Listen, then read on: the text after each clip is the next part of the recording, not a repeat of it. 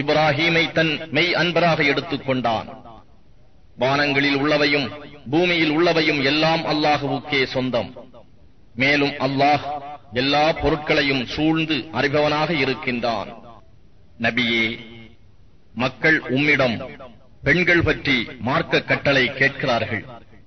அதற்கு நீர் அவர்களை பற்றி அல்லாஹ் உங்களுக்கு தீர்ப்பு கூறுவான் என்று சொல்லும்.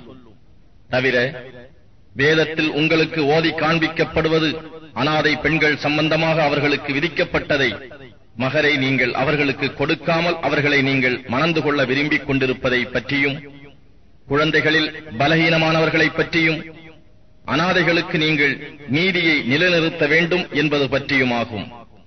ஆகவே அவர்களுக்கு நன்மையாக நீங்கள் எதை செய்தாலும் அதை அல்லாஹ் நிச்சயமாக நன்கு அறிந்தவனாக இருக்கின்றான். ஒரு பெண் தன் கணவன் தன்னை வெறுத்து விடுவான் என்றோ அல்லது புறக்கணித்து விடுவான் என்று பயந்தால், அவர்கள் இருவரும் தங்களுக்குள் சமாதானமான ஒரு முடிவை செய்து கொண்டால் அவர்கள் மீது குற்றமில்லை. அத்தகைய சமாதானமே மேலானது. இன்னும் ஆன்மாக்கள் கருமித்தனத்துக்கு உட்பட்டவை ஆகின்றன. அவ்வாறு உட்படாமல் ஒருவருக்கு ஒருவர் உபகாரம் செய்து அல்லாஹுவுக்கு பயந்து நடப்பீர்களானால் நிச்சயமாக அல்லாஹ் நீங்கள் செய்பவற்றையெல்லாம் நன்கு அறிந்தவனாக இருக்கின்றான். மூமீன்களே, நீங்கள் எவ்வளவுதான் விரும்பினாலும் மனைவியரிடையே நீங்கள் நீதம் செலுத்த சாத்தியமாகாது. ஆனால் ஒரே மனைவியின் பக்கம் முற்றிலும் சாய்ந்து மற்றவளை அந்தரத்தில் தொங்க விடப்பட்டவள் போன்று ஆக்கிவிடாதீர்கள். நீங்கள் அல்லாஹுவுக்கு பயந்து சமாதானமாக நடந்து கொள்வீர்களானால் நிச்சயமாக அல்லாஹ் மிகவும் மன்னிப்பவனாகவும் மிக்க கருணை உடையவனாகவும் இருக்கின்றான். சமாதானமாக இணைந்து வாழ முடியாமல் சமாதானமாக அவர்கள் இருவரும் பிரிந்து விட்டால் இருவரையும் தன்னுடைய விசாலமான அருட்கொடையால் ஒருவர் மற்றவரை விட்டும் தேவையற்றவராக அல்லாஹ் ஆக்கிவிடுவான். அல்லாஹ் விசால அருள் உடையவனாகவும் ஞானமுடையவனாகவும் இருக்கின்றான். வானங்களில் உள்ளவையும் பூமியில் உள்ளவையும் எல்லாம் அல்லாஹுவுக்கே சொந்தம். உங்களுக்கு முன் வேதம் கொடுக்கப்பட்டவர்களையும் உங்களையும் அல்லாஹுவுக்கே பயந்து நடக்குமாறு உபதேசம் செய்தோம். ஆனால் நீங்கள் அவனுக்கு மாறு செய்தால் அவனுக்கு நஷ்டம் ஒன்றுமில்லை. நிச்சயமாக வானங்களில் உள்ளவையும் பூமியில் உள்ளவையும் எல்லாம் அல்லாஹுவுக்கே சொந்தம். மேலும் அல்லாஹ் எவர் தேவையும் அற்றவனாகவும் புகழுக்கு உரியவனாகவும் இருக்கின்றான். வானங்களில் உள்ளவையும் பூமியில் உள்ளவையும் யாவும் அல்லாஹுவுக்கே சொந்தம். இன்னும் உங்கள் எல்லா காரியங்களையும் பொறுப்பேற்றுக் கொள்வதில் அல்லாஹ்வே போதுமானவன். மனிதர்களே, அவன் நாடினால் உங்களை அழித்துவிட்டு உங்களுடைய இடத்தில் வேறு மனிதர்களை கொண்டு வருவான். இன்னும் அவ்வாறு செய்ய அல்லாஹ் பேராற்றல் உடையவன். எவரேனும் இவ்வுலகில் பலனை மட்டும் அடைய விரும்பினால் அல்லாஹ்விடம் இவ்வுலக பலனும் மறு உலக பலனும் உள்ளன. அல்லாஹ் கேட்பவனாகவும் பார்ப்பவனாகவும் இருக்கின்றான் என்று அவரிடம் கூறுவீராக.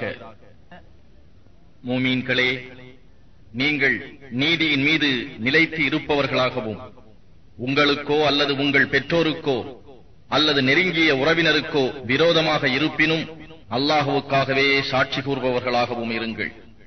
நீங்கள் சாட்சியம் அளிப்பவர்கள் அவர்கள் செல்வர்களாக இருந்தாலும் ஏழைகளாக இருந்தாலும் உண்மையான சாட்சியம் கூறுங்கள். ஏனெனில் அல்லாஹ் அவ்விருவரையும் காப்பதற்கு அருகதையுடையவன். எனவே நியாயம் வழங்குவதில் மன இச்சையை பின்பற்றி விடாதீர்கள். மேலும் நீங்கள் மாற்றிக் கூறினாலும் அல்லது சாட்சி கூறுவதை புறக்கணித்தாலும் நிச்சயமாக அல்லாஹ் நீங்கள் செய்வதையெல்லாம் நன்கு அறிந்தவனாகவே இருக்கின்றான். மூமீன்களே, நீங்கள் அல்லாஹுவின் மீதும் அவனுடைய தூதர் மீதும் அவன் தூதர் மீது அவன் இறக்கிய இவ்வேதத்தின் மீதும் இதற்கு முன்னர் இறக்கிய வேதங்களின் மீதும் ஈமான் கொள்ளுங்கள். எவர் அல்லாஹுவையும் அவனுடைய மலக்குகளையும் அவனுடைய வேதங்களையும் அவனுடைய தூதர்களையும் இறுதி நாளையும் நம்பாமல் நிராகரிக்கிறாரோ அவர் வழிகேட்டில் வெகு தூரம் சென்று விட்டார். நிச்சயமாக எவர்கள் ஈமான் கொண்டு பின்னர் நிராகரித்து பின்னர் ஈமான் கொண்டு பின்னர் நிராகரித்து பின்னர் அந்த நிராகரிப்பை அதிகரித்துக் கொண்டனரோ அவர்களை அல்லாஹ் மன்னிப்பவனாகவும் இல்லை மேலும் அவர்களுக்கு நேர்வழியை காட்டுகிறவனாகவும் இல்லை. நபியே, இத்தகைய நயவஞ்சகர்களுக்கு நிச்சயமாக நோவினை தரும் வேதனை உண்டு என்று நன்மாராயம் கூறுவீராக. இவர்கள் மூமீன்களை விட்டும் காபிர்களை தங்களுக்கு உரிய உற்ற நண்பர்களாக எடுத்துக் கொள்கிறார்கள். என்ன, அவர்களிடையே இவர்கள் கண்ணியத்தை தேடுகிறார்களா? நிச்சயமாக கண்ணியமெல்லாம் அல்லாஹுவுக்கே உரியது. மூமீன்களே, அல்லாஹுவின் வசனங்கள் சிலரால் நிராகரிக்கப்படுவதையும் பரிகசிக்கப்படுவதையும் நீங்கள் கேட்டால், அவர்கள் இதை விட்டு வேறு விஷயத்தில் ஈடுபடும் வரையில் அவர்களோடு நீங்கள் உட்கார வேண்டாம் என்று வேதத்தின் மூலம் அவன் உங்கள் மீது கட்டளை இறக்கியுள்ளான். அவ்வாறு உட்கார்ந்தால் நீங்களும் அவர்களை போன்றவர்களே. நிச்சயமாக அல்லாஹ் நயவஞ்சகர்களையும் காபிர்களையும் எல்லாம் நரகத்தில் ஒன்றாகச் சேர்த்து விடுவான். இந்நயவஞ்சகர்கள் எப்பொழுதும் உங்களை கவனித்தவர்களாகவே இருக்கின்றனர். அல்லாஹுவின் அருளினால் உங்களுக்கு வெற்றி கிடைத்தால் அவர்கள் உங்களிடம் வந்து, நாங்கள் உங்களுடன் இருக்கவில்லையா என்று கூறுகின்றனர்.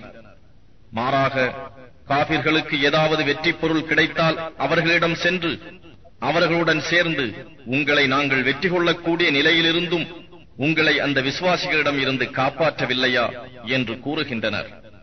எனவே அல்லாஹ் உங்களுக்கு அவர்களுக்கு இடையே நிச்சயமாக மறுமை நாளில் தீர்ப்பு வழங்குவான். மெய்யாகவே காபிர்கள் மூமின்கள் மீது வெற்றி கொள்ள அல்லாஹ் யாதொரு வழியும் ஆக்க மாட்டான். நிச்சயமாக இந்நய வஞ்சகர்கள் அல்லாஹுவை வஞ்சிக்க நினைக்கின்றனர். ஆனால் அவன் அவர்களை வஞ்சித்து விடுவான். அவர்கள் தொழுகையில் நின்றால் சோம்பல் உடையோராகவே நிற்கிறார்கள். மனிதர்களுக்கு தங்களையும் தொழுகையாளியாக்கி காண்பிப்பதற்காக நிற்கிறார்கள். இன்னும் மிக சொற்ப அளவே அன்றி அவர்கள் அல்லாஹுவை நினைவு கூறுவதில்லை. இந்த நயவஞ்சகர்கள் மூமின்களின் பக்கமும் இல்லை, காபிர்களின் பக்கமும் இல்லை. இரு பிரிவினர்களுக்கு இடையே தத்தளித்துக் கொண்டிருக்கிறார்கள். அல்லாஹ் எவரை வழி தவறச் செய்துவிட்டானோ அவருக்கு நபியே யாதொரு வழியையும் நீர் காண மாட்டீர். மூமீன்களே, நீங்கள் மூமீன்களை விட்டு காபிர்களை உங்களுக்கு உற்ற நண்பர்களாய் ஆக்கிக் கொள்ளாதீர்கள். உங்களுக்கு எதிராக நீங்கள் ஒரு தெளிவான ஆதாரத்தை அல்லாஹுவுக்கு ஆக்கித்தர விரும்புகின்றீர்களா? நிச்சயமாக இந்நயவஞ்சகர்கள் நரகத்தின் மிகவும் கீழான அடித்தளத்தில் தான் இருப்பார்கள். அவர்களுக்கு உதவியாளராக எவரையும் நீர் காண மாட்டீர். எனினும் எவர் தம் பாவத்திற்காக மனம் வருந்தி அதிலிருந்து விலகி சீர்திருந்தி அல்லாஹுவை தம் நற்செய்கைகள் மூலம் கெட்டியாக பிடித்து தங்களுடைய சன்மார்க்கத்தை அல்லாஹுவுக்காக தூய்மையாக்கியும் கொண்டார்களோ அவர்கள் மூமீன்களுடன் இருப்பார்கள். மேலும் அல்லாஹ் மூமீன்களுக்கு மகத்தான நற்கூலியை அளிப்பான். நீங்கள் அல்லாஹுவுக்கு நன்றி செலுத்திக் கொண்டும் அவன் மீது ஈமான் கொண்டும் இருந்தால் உங்களை வேதனை செய்வதால் அல்லாஹ் என்ன லாபம் அடையப் போகிறான்? அல்லாஹ் நன்றி அறிவோனாகவும் எல்லாம் அறிந்தவனாகவும் இருக்கின்றான். அநியாயம் செய்யப்பட்டவர்களை தவிர வேறு யாரும் வார்த்தைகளில் தீயவற்றை பகிரங்கமாக கூறுவதை அல்லாஹ் விரும்பவில்லை. அல்லாஹ் நன்கு செவி உருவோனாகவும் யாவற்றையும் அறிபவனாகவும் இருக்கின்றான். நீங்கள் ஒருவருக்கு செய்த நன்மையை வெளிப்படையாக கூறினாலும் அல்லது அதனை மறைத்துக் கொண்டாலும் அல்லது ஒருவர் உங்களுக்கு செய்த தீமையை நீங்கள் மன்னித்தாலும் அது உங்களுக்கு மிகவும் நல்லது. ஏனெனில் அல்லாஹ் நிச்சயமாக மன்னிப்பவனாகவும் பேராற்றல் உடையோனாகவும் இருக்கின்றான். நிச்சயமாக அல்லாஹுவையும் அவன் தூதர்களையும் நிராகரிப்பவர்கள் அல்லாஹுவுக்கும் அவன் தூதர்களுக்கும் இடையே பாகுபாடு செய்ய விரும்பி, நாம் அத்தூதர்களில் சிலர் மீது ஈமான் கொள்வோம், சிலரை நிராகரிப்போம் என்று கூறுகின்றனர். குஃப்ருக்கும் ஈமானுக்கும் இடையே ஒரு வழியை உண்டாக்கிக் கொள்ள நினைக்கின்றார்கள். இவர்கள் யாவரும் உண்மையாகவே காபிர்கள் ஆவார்கள். காபிர்களுக்கு இழிவு தரும் வேதனையை சித்தப்படுத்தி வைத்துள்ளோம். யார் அல்லாஹுவின் மீதும் அவன் தூதர்கள் மீதும் ஈமான் கொண்டு அத்தூதர்களில் எவரையும் பிரித்து பாகுபாடு செய்யாமல் இருக்கின்றார்களோ அவர்களுடைய நற்கூலியை அல்லாஹ் கொடுப்பான். அல்லாஹ் மன்னிப்பவனாகவும் மிக்க கருணை உடையோனாகவும் இருக்கின்றான். நபியே, வேதமுடையவர்கள் தங்கள் மீது ஒரு வேதத்தை வானத்தில் இருந்து நீர் இறக்கி வைக்க வேண்டும் என்று உம்மிடம் கேட்கின்றனர். அவர்கள் மூசாவிடம் இதை